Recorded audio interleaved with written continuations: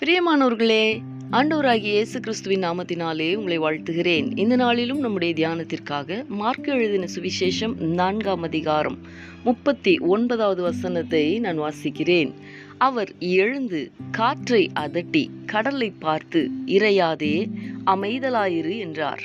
அப்பொழுது காற்று நின்று போய் மிகுந்த அமைதல் உண்டாயிற்று. எனக்கு அன்பானவர்களே, தடைகளை நீக்குகிற தேவன் என்கிற தலைப்பிலே தொடர்ச்சியாக நாம் தியானித்து வருகிறோம் அல்லவா? ஆண்டவராகிய இயேசு கிறிஸ்து இந்த உலகத்தில் மனிதனாக வாழ்ந்த நாட்களில் ஒரு முறை தம்முடைய சீஷர்களிடத்திலே அக்கறைக்கு போவோம் வாருங்கள் என்று அவர் சொன்னார்.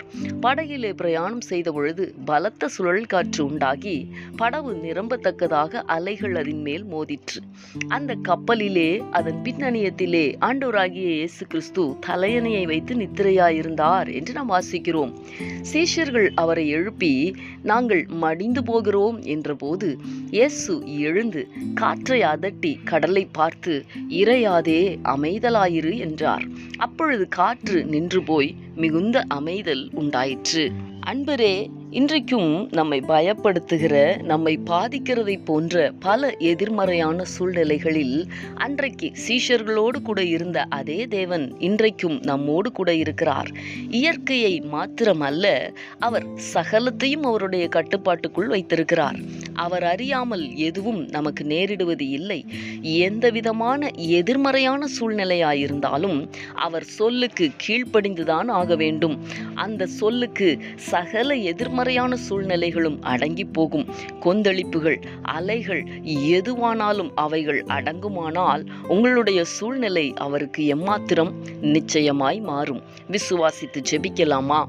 எங்களை நேசிக்கிற எங்கள் அன்பின் பரலோக தகப்பனே, ஆசீர்வாதமான இந்த நாளுக்காக உமக்கு நாங்கள் நன்றி செலுத்துகிறோம்.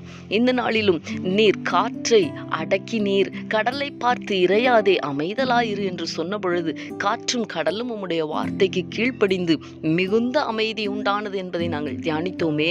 இன்றைக்கும் தம்முடைய பிள்ளைகளை பயப்படுத்துகிற, பாதிப்புக்குள்ளாக்குகிற ஆண்டவரே, எல்லா எதிர்மறையான சூழ்நிலைகளையும் உம்முடைய கரங்களிலே நாங்கள் ஒப்புக் கொடுக்கிறோம். தேவனாகிய கர்த்தர் தம்முடைய பிள்ளைகளுடைய பாதிப்புகளை அறிந்திருக்கிறீர். அவர்கள் பயப்படுகிற சூழ்நிலைகளை அறிந்திருக்கிறீர். உம்முடைய பிள்ளைகள் ஆண்டவரே சுகமாய் வாழ்ந்திருக்கும்படிக்கு தேவனாகிய கர்த்தர் உம்முடைய பிள்ளைகளுடைய வாழ்க்கையிலே கிரியை நடப்பிக்க நான் ஜெபிக்கிறேன்.